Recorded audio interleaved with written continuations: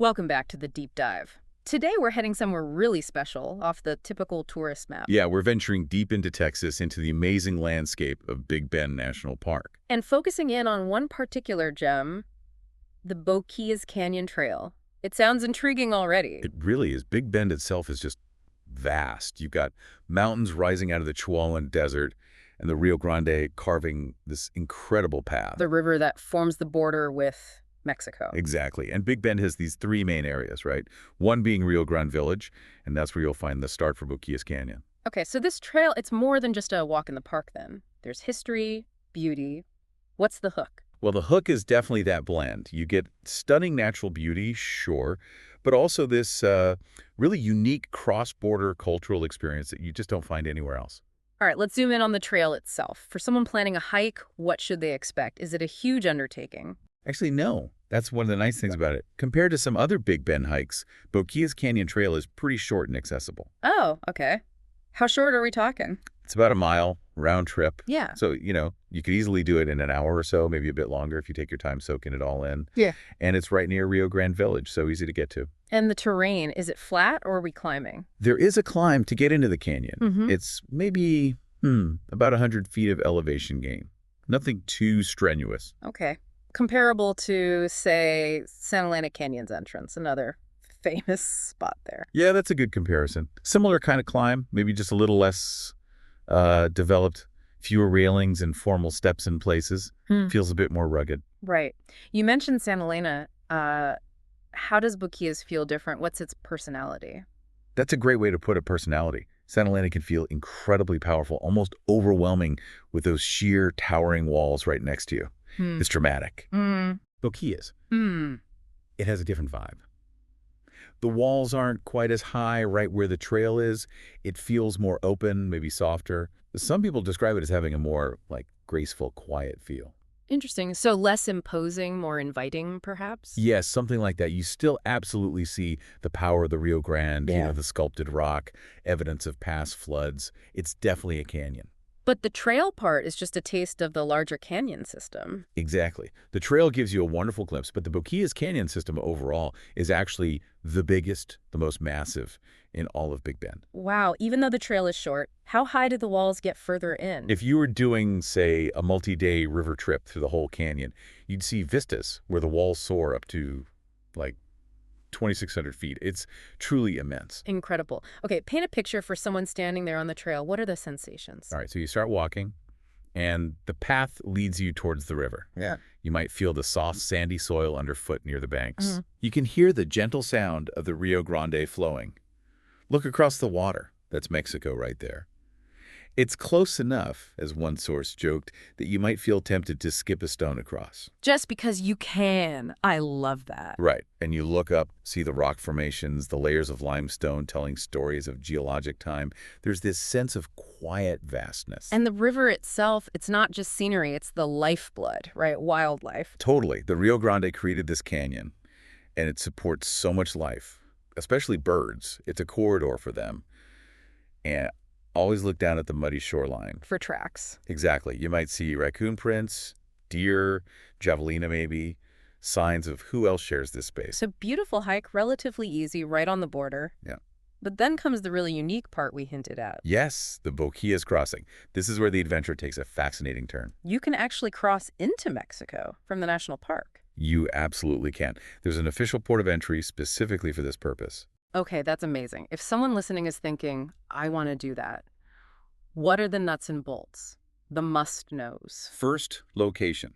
The port building is just off Boquillas Canyon Road, near the trail area.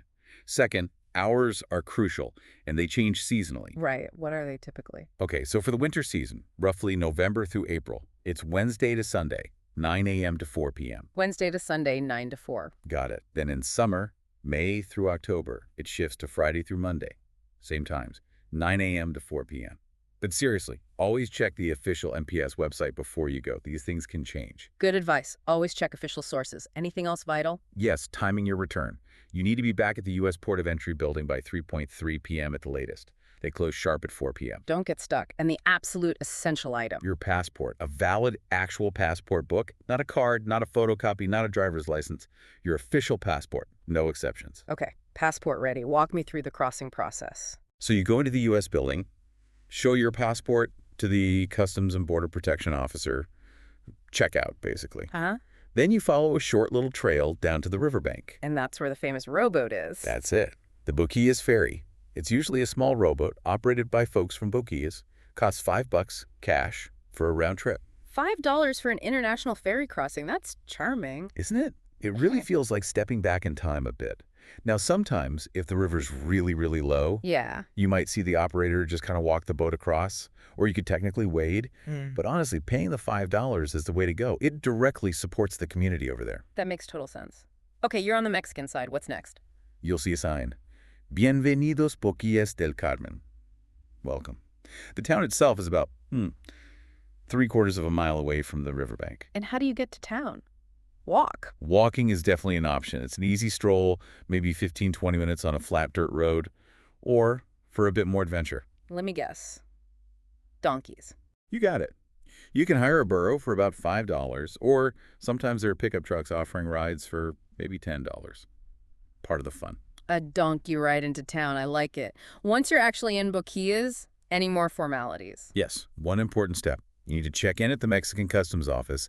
It's not super obvious. It's usually a small trailer on the right side of the main street as you walk in. Okay, look for the trailer. Right. Show your passport again there, and you pay a fee.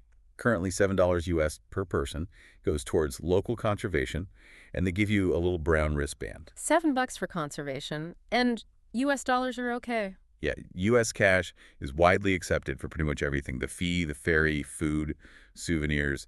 Just make sure you bring enough small bills. Good tip. So we've crossed, checked in, got our wristband.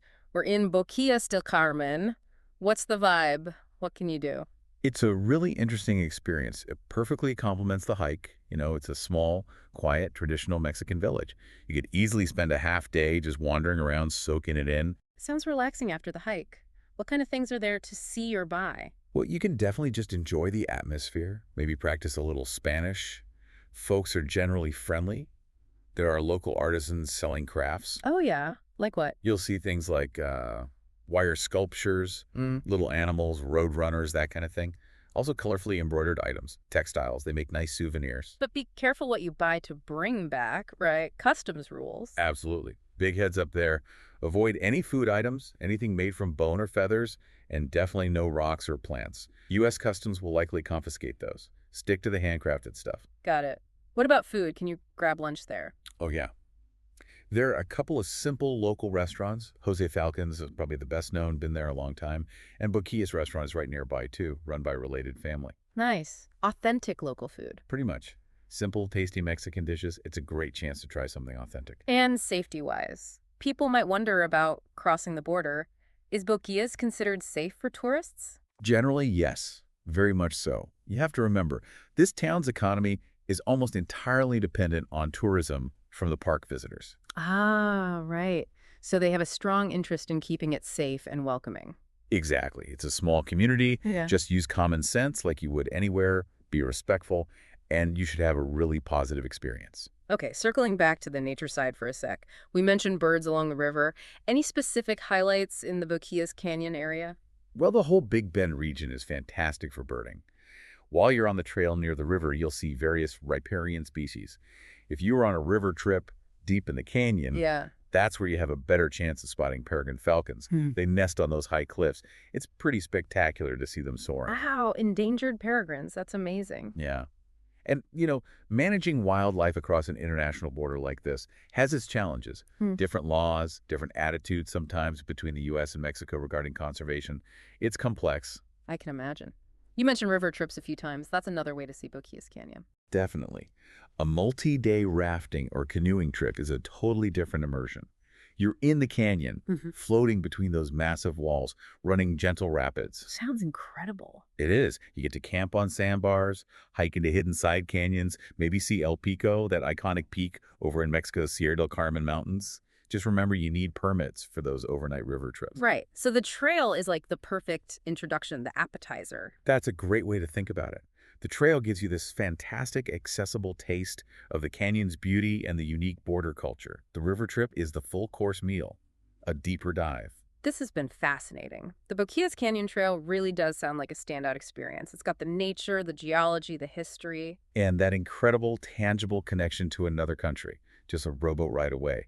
It's that blend that makes it so memorable. So for you listening, picture yourself on that trail. The Rio Grande flowing beside you, Mexico just across the water. Think about the history shared across that river, the lives intertwined. Yeah, it's a place that really makes you think about borders and connections, all while surrounded by just breathtaking desert beauty. It's a reminder that sometimes the most extraordinary adventures are waiting just a short walk or a $5 ferry ride away. Thanks for joining us on The Deep Dive.